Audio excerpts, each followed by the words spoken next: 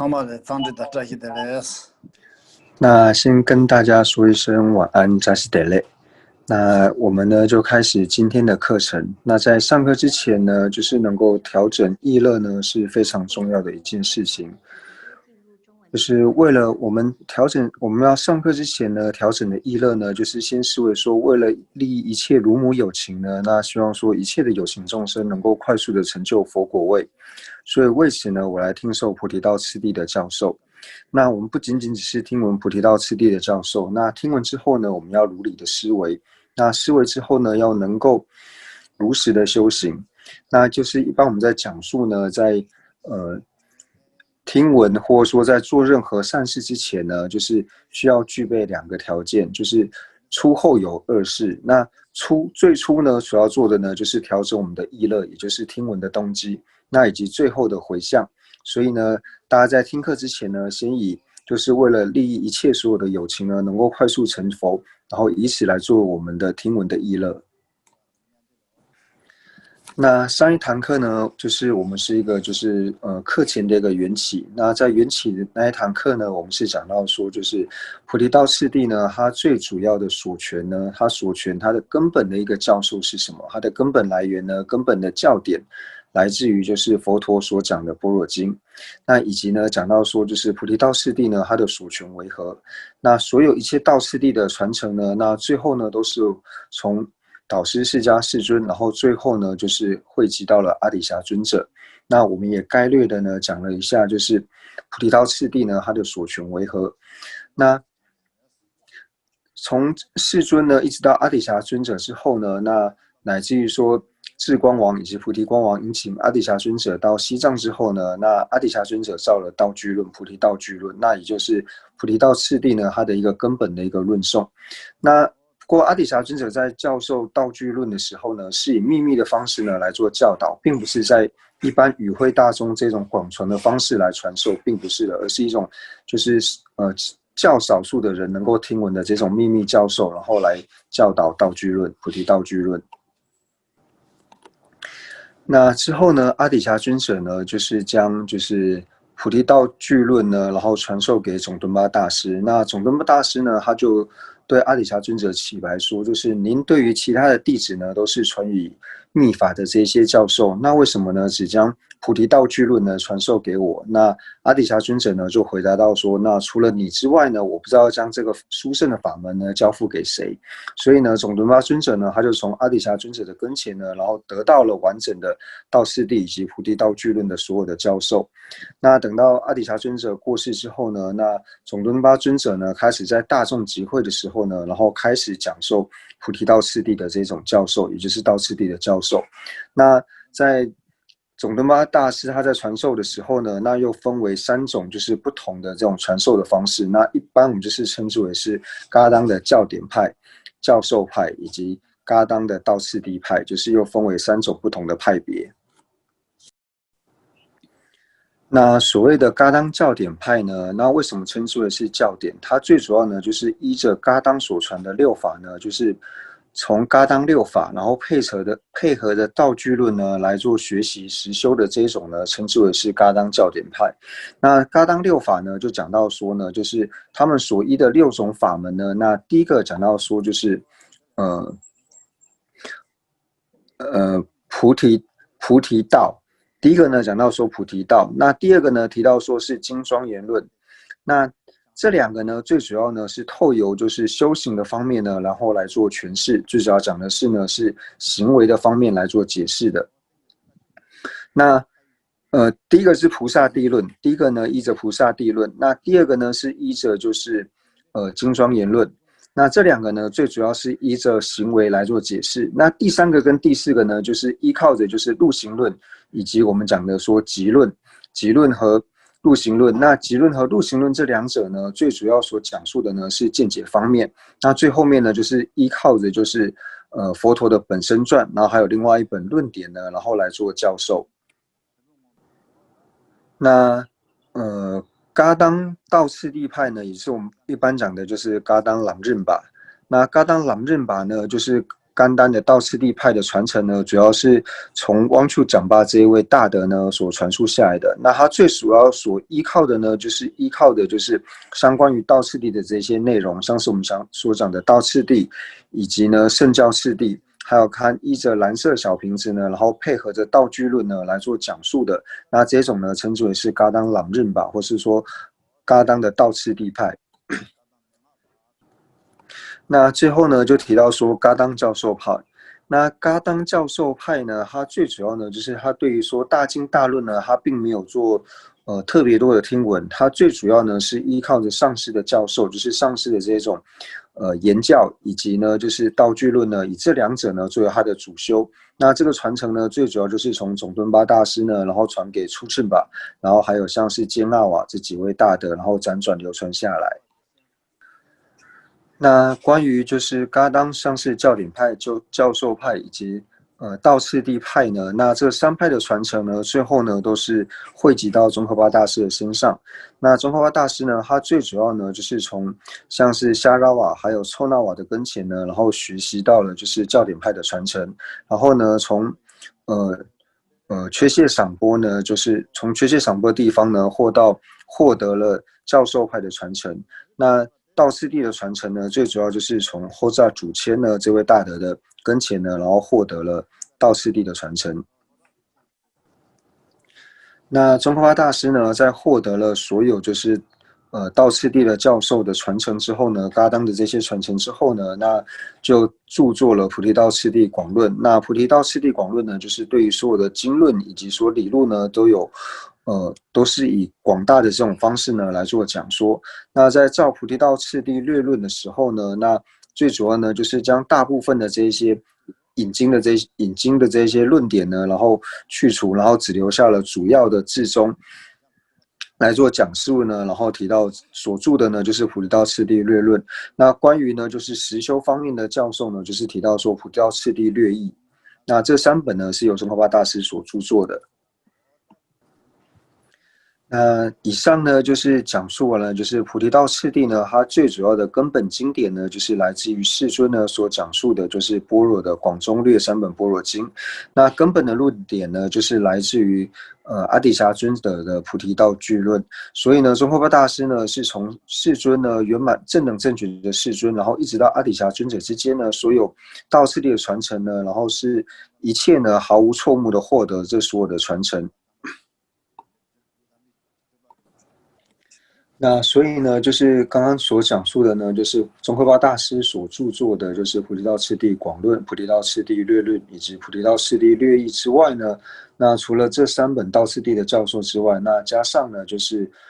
道次第融经论，然后呢妙音教授安乐道论、速集道论以及菩提道次第善说心要呢，就是这8部呢，就是我们一般所讲的道次第8大教授。那这个呢，在上堂课呢，我们有稍微的做解释。那我们呢，接下来所要用的内容呢，就是以世师班禅大师所造的安乐道论呢，来作为我们学习的一个课文。为什么呢？因为安乐道论呢，它的内容呢，就是它并没有这么的广，然后很适合呢初学者呢一开始在学习道次第的时候呢，然后用来修习。所以呢，我们会配合着就是用安乐道论的内容，然后配合着道次第的科判呢，然后来做讲述。那我们看到就是安乐道论的时候呢，我们可以知道说安乐道论的第一个科判呢，他提到说第一个科判是道之根本，依师轨理。那虽然说安乐道论的第一个科判呢是道之根本，依师轨理，但是我们可以知道呢，宗喀巴大师在著作《菩提道次第广论》的时候呢，讲到了最根本的这4个科判。所以呢，这4个科判对我们来说呢是非常重要的。所以今天呢，我们会稍微解释一下呢，就是这4个根本的科判是什么。那这4个根本科判的名字呢，就是第一个呢提到说未显其法根源尽故，开示造者殊胜。那第二个呢，讲到说令于教授起敬重故，开示其法殊胜。第3个如何说闻2种殊胜相应正法，以及第4个如何正以教授引导学徒之次第。那这就是菩提道次第广论呢，它最主要的4个根本的科判。那一般呢，我们在讲述第一个呢，未显其法根源禁锢呢，开示造者殊胜。那在讲述造者殊胜的时候呢，最主要呢，就是讲到说，就是从我们的大悲世尊呢，导师释迦世尊开始，然后一直到就是道次第之间所有的传承，然后到宗喀巴大师之间所有的传承呢，所有道次第的这些传承祖师的传记呢，是我们全部都要来讲述的。但是一方面呢，就是我没有办法，就是从释迦世尊，然后一直到宗喀巴大师，乃至于说我们的根本上师之间呢，所有的这些他们的这些传记呢，我没有办法做完整的讲述。那如果说有兴趣了解的同学呢，那大家可以去翻阅，就是有一本呢，在讲述道次第师师相承传，它就是讲述说道次第之间呢，所有的这些上师的这些传记，他们所有的故事呢都在里面。那大家如果有兴趣的话呢，可以去阅读，就是道次第师师相承传。那所以我们上一堂课呢，就是简略的讲述说，从导师释迦世尊呢，那经过就是文殊还有持世呢，然后辗转呢，如何将这些道次第的教授呢，然后全部汇集到中华大师身上。所以呢，就是以上次所讲的这个内容呢，然后来表示第一个科判就是表示其法根源禁锢，然后讲述了就是造者殊胜。那第二个科判呢，最主要呢就讲到说，令于教授起敬重故，然后呢开示其法殊胜。那这边呢，最主要就是说，为了让我们能够对这个教授呢，所谓的教授指就是指菩提道次第的这个教授呢，为了让我们能够升起敬心、敬重心的缘故呢，所以讲述到说，为什么这个教授呢是殊胜的，就是菩提道次第这个教授呢为什么会殊胜的？那在讲述这个殊胜的。讲述到菩提道次第殊胜的地方呢，提到说它具备了就是3种特色，以及呢4种殊胜。那在讲述呢这3种殊胜的时候呢，就提到说呢，第一个呢就是它的所权呢是圆满的，就是菩提道次第呢，它关于成佛的一个所权呢是圆满的。那第二个呢，就是它是易于行持的，它是容易行持的。那第三个呢，就提到说呢，它对于它和其他的这些教授相比起来呢，它是更为超胜的，所以讲到说它的3种特色。那第一个特色呢，就提到说呢，它的所权呢是圆满的。为什么提到说它的所权是圆满的呢？因为菩提道次第呢，它等于是收摄了显密二者呢所有一切的恶要的缘故呢，它能够将显密二者所有的所权呢完全收摄的缘故，所以讲到它的所权呢是圆满的。那第二个讲到呢，它的第二个特色呢，提到说菩提道次第呢是易于受持的。为什么说它是易于受持呢？就是它是比较容易收持的，比较容易让你去修行的缘故，所以讲到说易于受持，因为它最主要所讲的呢都是关于修心的这些法类，所以提到第二个特色呢是易于受持。那第三个呢，讲到说呢，菩提道次第呢，它是超胜于其他所有一切的教授。为什么说超胜于其他一切所有的教授呢？因为菩提道次第呢，它最主要的传承呢，就是来自于2大车轨，也就是来自于龙树还有无着呢，就是2大车轨的教授的缘故。那我们在讲述到说，关于身见行的这些传承呢，最后是传到金洲大师。那金洲大师呢，最主要所讲授的就是关于菩提道次第的部分，也就是修持的法门。那在这些方面呢，是远远超胜于小乘的缘故呢，所以这是在行为的方面呢提到超胜于小乘。那第二个呢，就是关于见解的方面呢，那最主要就是透由龙树菩萨，那以及辗转呢传到小乘李杜鹃。那小乘李杜鹃在传给阿底峡之后的辗转的这些传承，那这个传承最主要所讲述的呢，是提到说一切法呢是无自性的，然后是为名言所安立的。所以这种中义方面的殊胜呢，就是对于见解方面的殊胜呢，它是超胜于秩序派以下所有一切的这一些教派。所以讲到说，无论是见解或是行持呢，就是超胜于其他的法类。那接下来呢，讲到说它的4种殊胜。那4种殊胜呢，就提到说，通达一切圣教无为殊胜，然后一切圣言现为教授殊胜，易于获得圣者密意殊胜，以及极大罪行自去消灭殊胜。讲到说4种殊胜的部分。那第一个呢，讲到说一切圣教无为殊胜呢，最主要就是提到说呢，世尊所讲的这些八万四千法运的教授呢，他是能够帮助一个普特伽罗呢，就是普特伽罗所谓的一个修行者呢，他从最初呢就是到成佛之道呢，然后是完全呢收摄在里面的缘故，就是所有八万四千的法运呢是全部可以拿来修持，可以拿来修持的，而且是毫无相违的缘故，所以提到说通达一切圣教，无为殊胜。那一切圣教者就是说，所有世尊所讲的这些言教呢，它是完全没有相违的。那所以呢，所讲到说世尊所讲的这些教法呢，它是毫无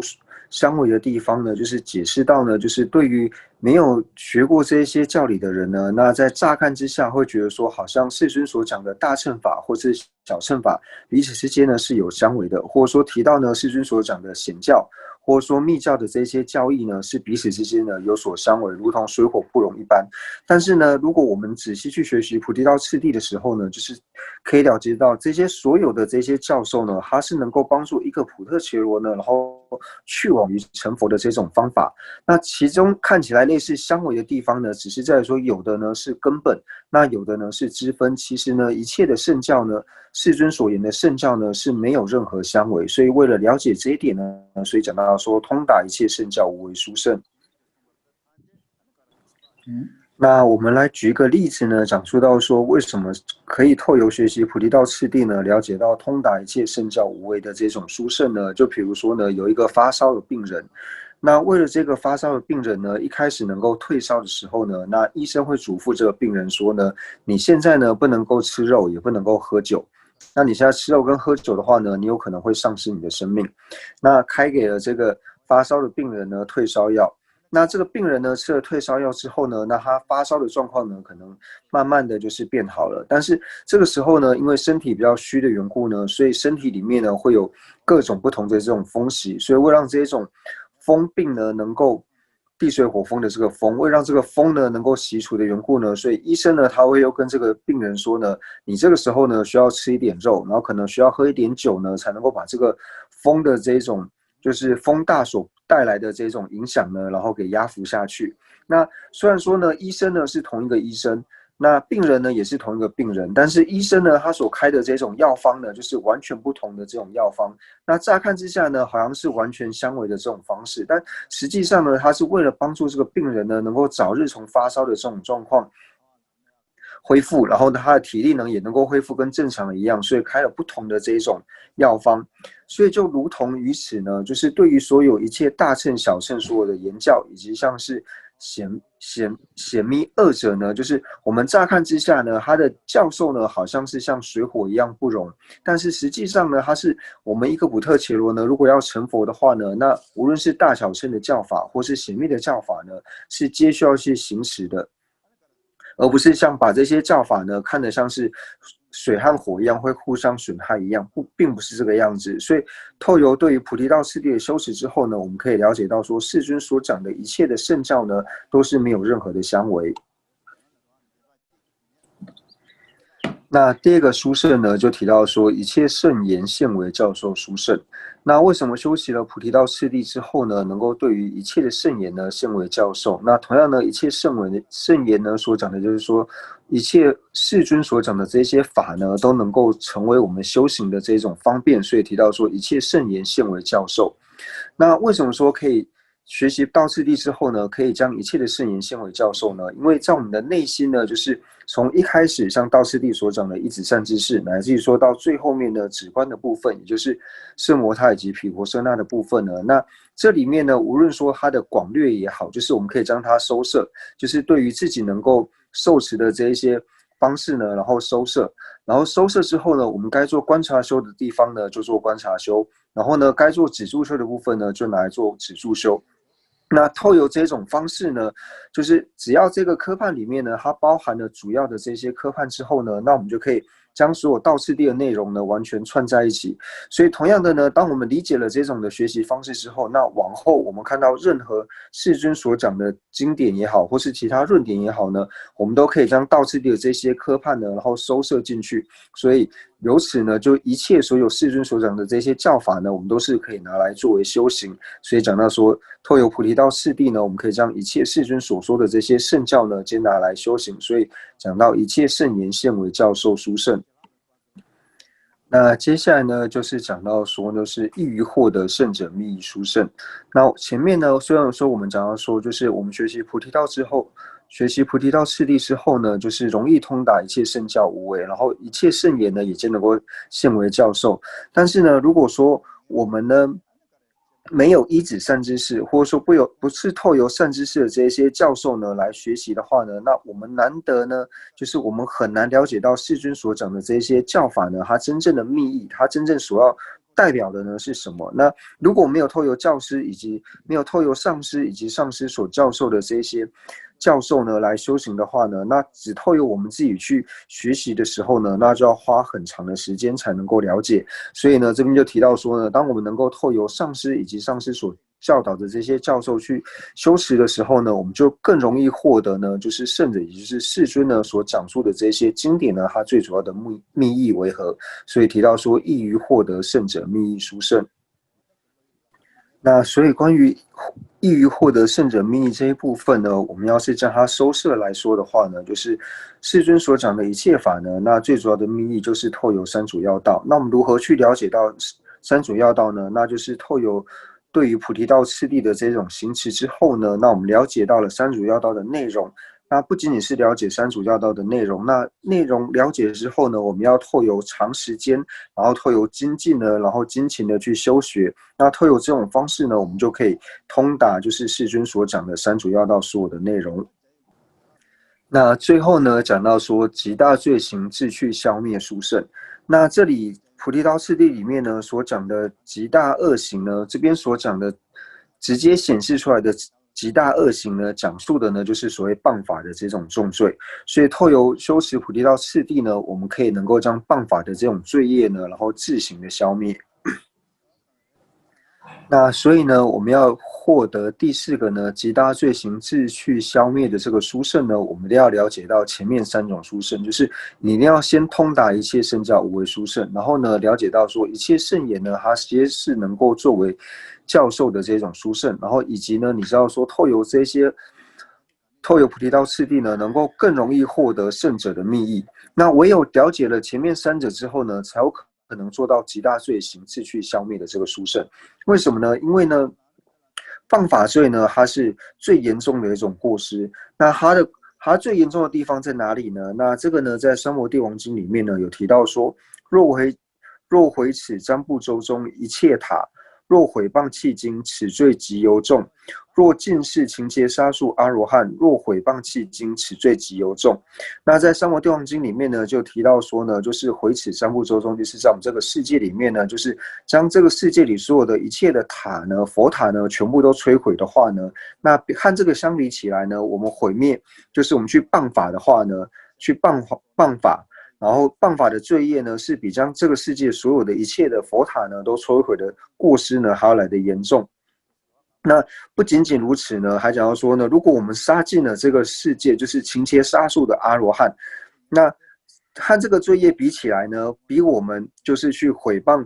经典，就是我们去造谤法业呢，那谤法业所造的这个恶业呢，比杀尽所有勤切杀的阿罗汉的罪业呢还来的严重。那这边讲的勤切杀呢，并不是指说就是大海里面这个沙的这个数量。这边勤切沙所指的意思呢，就是大海里面水滴的这些树木呢，称之为是勤切沙。所以由此呢，我们可以知道说，谤法的罪业呢是最为严重的。那什么叫做谤法呢？那世尊呢就有提到说呢，于如来所说圣语，于其一类起善妙想，于其一类起恶劣想。那就是对于世尊所讲的这些圣教呢，他所讲的这些佛法呢，然后你去批评说，哦，这个是属于好的，那这个呢是属于不好的，那这种呢就是属于谤法的罪业。所以呢，我们如果能够通达前面三种殊胜的时候呢，那自然而然呢，第四个就是对谤法罪呢这种极大的罪行呢，它能够自去消灭，它可以自行呢然后消失。那在4个根本的科判里面呢，我们已经讲述完了，就是未显其法，根源清净故，然后开始造者殊胜，也就是著作这本论点的这个祖师的殊胜。那第2个呢，就提到说，令于教授起敬重故，开示其法殊胜。那在这个科判里面呢，又分为3种特色以及4种殊胜。那接下来呢，就讲到说第3个根本科判，就讲说如何听闻2种殊胜相应正法。那这个科判的内容呢，最主要就提到说呢，那对菩提道次第呢，那讲说的人呢，他该如何去讲说？那听闻的人呢，他该如何去听闻？最主要说讲的人以及听的人呢，他该如何的去行持？那在第3个根本科判里面呢，讲到说如何说闻2种殊胜相应正法里面呢，那第1个呢，我们所讲的就是听闻轨理，就是听的人呢该如何的去行持。那关于说听闻轨理的这一部分呢，还有分为3个科判。那第1个呢，就是思维闻法所有胜利，就是第2个呢，讲到说就是于法法师呢发起成事。那第3个呢，就提到说正听轨理。那就是2种殊胜相应正法里面呢，它分为就是听闻轨理、讲说轨理，然后还有说就是完结时共作轨理，就是在讲完之后呢，那听的人跟还有讲的人呢，那他们共同所要做的事情是什么？那第1个听闻轨理里面呢，又分为就是思维闻法所有胜利，那第2个呢，于法法师发起成事，那还有第3个正听轨理。那这边呢，就稍微稍微的解释一下呢，什么叫做思维闻法所有胜利？那思维闻法所有胜利呢，最主要呢就是从听闻集里面呢有讲到说，由闻知诸法，由闻遮诸恶，由闻断无益，由闻得涅槃。那什么叫做由闻知诸法呢？就是透由听闻呢，我们可以透由听闻呢，我们可以了解到说一切呢就是善恶的取舍。那这最主要呢就是透由戒学的部分，就是当我们透由戒学的这种方式呢，就是透由律藏的这种学习，听闻律藏的时候呢，那我们这样知道说戒学里面就是戒定慧善学里面的戒学呢，我们该如何的去行持，就是说一切舍恶取善的方式呢，我们都能够了解。那所以第1个呢，讲到说由闻知诸法。那接下来呢，讲到说由闻遮诸恶。那这边由闻遮诸恶呢，就是透由说我们对于呢，就是经藏的学习之后呢，那透由经藏的学习，我们可以了解到戒定慧学里面3学里面的定学。那修持定学之后呢，那自然可以将我们内心散乱的这一份呢给遮除掉。所以讲到说由闻遮诸恶。那由闻断无益的意思呢，就是透由我们论藏的学习，就是经藏、律藏、论藏里面论藏的学习之后呢，然后可以了解到说，就是戒定慧3学里面的慧学的修持的方式。然后透由慧学呢，我们可以断除呢，就是关于就是空性的道理不了解的地方呢，能够断除。所以由此呢，透由经藏、论藏、律藏3者的听闻呢，然后去修持戒定慧之后呢，可以透由这种方式呢获得涅槃。所以讲到说有闻得涅槃，那乃至于说呢，在本身论里面呢，讲到说听闻的功德，就讲到说呢，闻除痴暗为明灯，道等难息最胜财，世吹于愿气开示，方便教授最胜友。虽贫不辨是爱亲，无所损害酬病药，吹大罪君最胜君，亦是欲得最胜藏。欲诸善事为圣礼，于大众中智者爱。那最主要呢，就是透由就是本宣论的地方呢，也讲到说听闻的这些功德。那这边呢，大家可以去看就是菩提道次第广论，就是第15页最后面这个地方。那这边呢，讲完听闻轨理的第1个部分，就是思维闻法所有胜利。那第2个科判呢，就到说于法法师呢发起成事。那于法法师发起成事呢，最主要说为我们所讲述佛法的这些讲法者呢，我们该恭敬的承事他，就如同说呢，对于为我们传授佛法的这些讲师呢，应该视之如佛，然后应该像恭敬佛一样呢去恭敬他们。那所以这边呢提到第2个科判，就是于法法师发起成事。那接下来呢，讲到说第3个科判就是正闻轨理，就是我们正式开始听闻呢，该如何的去行持。那接下来呢，我们讲述第3个科判呢，就是正听轨理，那就是正式听闻的时候呢，该如何的去行持。那这边呢，又分为2个科判。那第1个呢，就讲到说，就是为了断除违缘呢，所以讲到说断弃三过。那还有呢，为了具足顺缘呢，讲到说依6种想。那我们先讲到说呢，为了断除违缘呢，然后要净除3种过失。那什么叫做断气三过呢？所谓的气三过呢，就提到说气呢，其实就像是我们的这种器皿，就像是杯子一样。第一个呢，假如说如果我们的杯子呢是倒扣过来的话呢，就是没有办法装水，因为你杯子是倒过来的，所以水要装呢，你在倒水的时候呢，所以进不去。所以第一个呢，就提到说呢，如果呢我们如果不能够去仔细听闻，就是没有办法把心呢专注在文法的上面呢，就如同说我们把杯子倒扣过来的时候呢，那讲法是在讲什么时候呢？我们是完全没有办法听到的。那这是属于第一种过失。那第二个过失呢，就是说我们的杯子呢虽然不是倒着放，那它的口呢是向上的，但是它里面如果是不干净的话呢，那就算里面装了水呢，我们也是没有办法喝的。就如同说呢，就是虽然呢我在听法的时候呢，我并没有说不专心，就是我有去听，但是我的意乐呢，并不是一个清净的意乐。我可能抱持的呢，就是我为什么要来听这些佛法呢？那我可能是希望说，我的对于佛法的这些知识呢，能够更为博学，或者说呢，我是为了讲给别人听，乃至于说呢，我是为了变得有名呢，所以才听这些佛法的，就是属于这种意乐不清净的话呢，那也是没有办法好好去听闻的。所以第二个呢，讲到说就是不净，那不净讲就是我们意乐不清净。那第三个呢，就讲到说呢，虽然说我们杯子呢也没有倒过来放，那里面呢也是干净的，但是如果还有漏洞的话呢，那还是没有办法装满水。就虽然说我们呢有好好的去听，然后呢也有亲近我们的意乐，但是呢，对于所讲的这些法呢，如果说没有办法去持持它，就是很容易忘失的话呢，那就如同说杯子有破洞一样，你听闻到再多的法呢，你没有办法记得的话呢，那就等于是没有听到一样。所以第一个呢，讲到说为了净除违缘的关系呢，所以讲到了断气三过。那第二个呢，就提到说，为了具足听法的这种顺缘的缘故呢，所以要住6种想，就是要依6种想。那6种法想呢，就是要依靠着6种想法。那第一个呢，就提到说，要自安住如病想，就是把自己呢当同是病人。然后第二个呢，于说法师呢住如医想，就是把讲法的这些法师呢当作是医生。那第三个呢，就提到说，于所教戒起药品想，就是讲法师所讲的这些法呢，然后把它当作是药品一样。那第四个呢，将因众修起疗病想，就是将如实的修行呢，当作是在疗病一样。那第五个呢，提到说于如来呢住善事想，还有第6个呢，于正法理起久住想。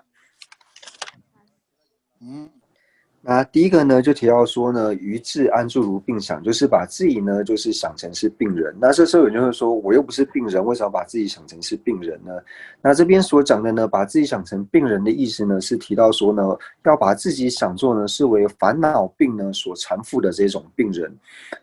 那我们最主要就是因为不知道自己呢被烦恼所缠缚的缘故，所以不晓得呢自己是为烦恼病所缠缚的这些病人。因为我们从无始以来呢，就是为烦恼所苦，就是因为长期处在这种烦恼的这种病痛之中，所以要了解到说呢，这边所讲的呢，自己呢把自己想成病人呢，是要想成说我们是为烦恼的病呢所苦的这种病人。那第二想呢，就提到说，于所教戒起药品想，就是将这些正法呢当作药品来思维，就是我们心绪中的这种病呢，就是所谓的烦恼病呢，就是像是贪嗔慢疑等等。那要对治这些贪嗔慢疑的最好的方法呢，就是透由佛陀所讲的这些正法呢，然后来做对治。所以呢，它就如同说我们世间生病的时候呢，所要吃的药一样，透由这些医药呢，然后能够对治我们的这些病毒。所以呢，将世尊所讲的这些教戒呢，当作是药品来想。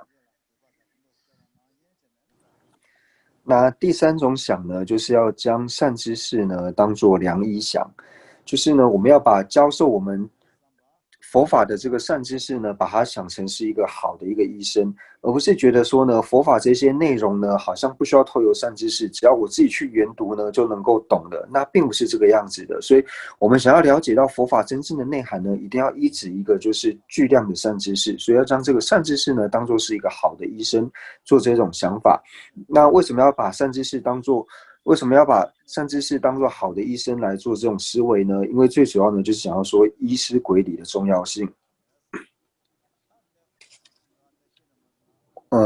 当我们想要恢复健康的时候呢，那我们一定要照着医生所嘱咐的呢去做。就是医生呢告诉我们说呢，我们要吃什么样的药。那医生开了这些药方之后呢，那我领了一堆药之后呢，但我并不去吃，只把这个药呢放在床头上的话呢，那我的病呢当然是不可能好。那同样的呢，医生跟我说，生病的时候呢，这些东西可以吃，那些不能吃。但是呢，医生说不能吃的呢，我全吃了；医生说要吃的药呢，我全部都不吃。那这样子呢，你的病没有办法好的时候呢，并不是医生的过失，也并不是药物的过失，那完全就是病人自己呢不依照着医生所嘱咐的去行持的缘故。那就如同呢，我们在善知识的跟前呢，听受了很多的教授。那听完了这些教授之后呢，如果没有办法好好的去修行的时候呢，然后呢，最后反而怪东怪西，觉得说修习佛法之后呢，好像对于调伏内心，然后呢，对于说自己调伏烦恼，好像一点用处都没有呢。那这个呢，并不是说善知识的过失，也不是善知识所讲的佛法的过失，而是自己呢不去修持的过失。所以这边呢提到说，于因众修起疗病想。那第五想呢，就提到说，于如来所住善事想，那就是对于说世尊呢，要把它想做呢，就是一个正量士夫。为什么要视为世尊是正量士夫呢？因为我们透由世尊所讲的世谛的内容，乃至于说缘起的内容呢，然后透由此我们了解到一切呢，就是善恶的取舍，而且了解透由学习，然后自己行持之后呢，了知到说世尊所讲的这些取舍呢，善恶的取舍呢，皆是没有任何的错谬，没有任何的过失，所以由此呢，而对世尊升起一个世尊是真正的正量士夫。那在透由此去思维说，世尊讲是正量士夫的话，那除了世谛以外，其他一切的法呢，世尊所讲出来的呢，必定是没有任何的错误。所以由此呢，去思维到说，于如来呢，如来讲就是对于世尊呢，于世尊呢去想说他是善知识的这种想法。那最后面呢，就是要将正法理其久住想，就是希望说一切正法呢，皆能够世尊所讲的这些佛法正法呢，皆能够长久住于世间。那我们今天呢，最主要呢，就是讲述了就是4个根本科判里面呢，就是未显其法根源尽故，开示照者殊胜，然后令于教授其尽中故，开示其法殊胜。然后讲到第3个呢，就是如何说闻2种殊胜相应正法。那这里面呢，又分为听闻轨理、讲说轨理以及于完结时工作轨理。那在听闻轨理呢，又分为就是是为闻法所有胜利，然后于法法师发起成事。那以及说在正听轨理的时候呢，又分为说为了断除违缘讲到断去三过，以及为了具足顺缘呢讲到依6种想。那接下来呢就是讲说轨理。那讲说轨理呢，我们就下一堂课呢再来解释。那讲说轨理以及于完结时共作轨理呢，就是在完结的时候呢，该如何就是讲者和听者该如何去行持的部分呢？那这些我们都下一堂课再来讲。那讲完了这一部分之后呢，那接下来呢就是提到第4个根本科判呢，也就是如何正以教授引导学徒的次第。那如何正以教授引导学徒之次第呢？第1个科判呢就提到说道之根本亲近善知识。那从这边呢，我们就接回就是安乐道论，因为安乐道论的第1个科判呢，也就是讲到说依止善知识的部分。所以下一堂课呢，我们讲完了就是前面3个根本科判之后呢，那到第4个科判，也就是如何正修的时候呢，正以教授引导学徒次第呢，我们就进到安乐道论，也就是从依止善知识的部分呢，然后开始做讲解。那好，我们这里有第1个问题，就是喵发问的第1个问题，念长，我们请你翻译给葛西听。那这个问题我也已经放在那个 chat 上面给你了，就是由闻遮诸恶，为什么对应定学不是戒学？请翻译给葛西听。今日的家政就需要有些主要担保的下的特别从人路的特别全能写法就特别低巴的多巴节，那特别低巴的多巴节之后的看来真的的定眼睛的喇叭了，觉得有点的出生的喇叭嘛都要看人那些。那关于这个问题呢，就是刚我们讲到听闻集里面呢，提到说由闻之书法呢，那这个是讲到说一般呢就是透由听闻呢，我们可以了解到一切佛法的内容。那由闻遮诸恶呢，它讲的呢就是相应于就是戒绝的部分，就是透由听闻呢，然后了解舍恶取善，所以呢它是相应于戒绝的部分。那由闻断无益呢，它最主要呢就是相应到定学的部分，那以及最后由闻得涅槃呢，它是相应到慧学的部分。那这是我刚刚呢翻错的地方。谢谢。那下一个问题，有几个人都问了同样很相似的问题 ，right？随缘 Rainbow Bridge 都相似。那念着，我们请你翻译给葛西听。师父吉祥，怎么理解视师如佛？能否具体点？阿弥陀佛。视师如佛怎么实修？好像很难。怎么能帮一个人视为佛呢？很希望自己能够有这样的修为，却不知道怎么起步来实修。感谢葛西了。걔한테 지원이 받으래샤다. 다 멍청 신인 된축이 거래샤. 다 간다. 야야. 다 라마디 상제 임바디 간제 따고래세. 당보 토마 공무도 간제 공고래디 멍청디 지와디 당 지와디래샤. 라마 상제 수다디 다당 간제 따고래나. 다추 간제 따고래. 야야야. 那关于这个问题呢，就是为什么要视师如佛，以及说一开始我们该如何修持视师如佛呢？那这个呢是可以透由就是正理，以及呢就是引经据论，那还有说呢透由譬喻呢，然后来做讲解。那这个呢应该是我们在下一堂课，就是之后呢在讲述安乐道论的时候呢，应该会就是会再次的提及。那我们这边呢，先就是简略的说一下，就是为什么呢？我们要将就是善知识呢看成是佛最主要的原因呢，就是我们要了解到呢，就是佛呢为什么要成佛呢？佛一开始发菩提心最主要的目的呢是为了什么？他一开始发菩提心呢，就是为了利益有情呢而发起菩提心。那乃至于说呢，最初发菩提心的目的呢是为了利益有情。那在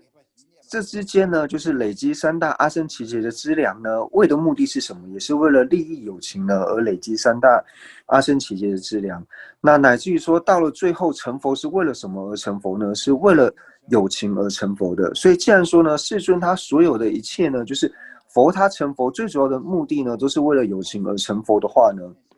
那他成佛之后是如何的去来利益有情呢？那成佛之后利益有情的方式呢，就是透由就是讲法，然后来利益有情。为什么说是由透由讲法呢来利益有情呢？因为就是教授有情取舍，就是告诉我们善恶的取舍该如何的去做，什么是该取的，什么是该舍的。了解的这些之后呢，我们才能够脱离恶趣或是脱离轮回。所以教授取舍的这些善知识呢，他们呢就是代表着是佛。那为什么会这样子讲呢？因为呢，我们透由理路呢，可以了解到说，如果呢，教授我的善知识呢不是佛的话呢，那我去哪里呢？找寻一个就是真正的佛呢来教导我呢？因为不可能说佛成佛的时候呢，他就不再利益有情。他既然是为了利益有情而成佛的话呢，那表示他成佛之后呢，同样的还是会利益有情。不过呢，是因为说为了配合有情，就是为了随顺于有情的根器以及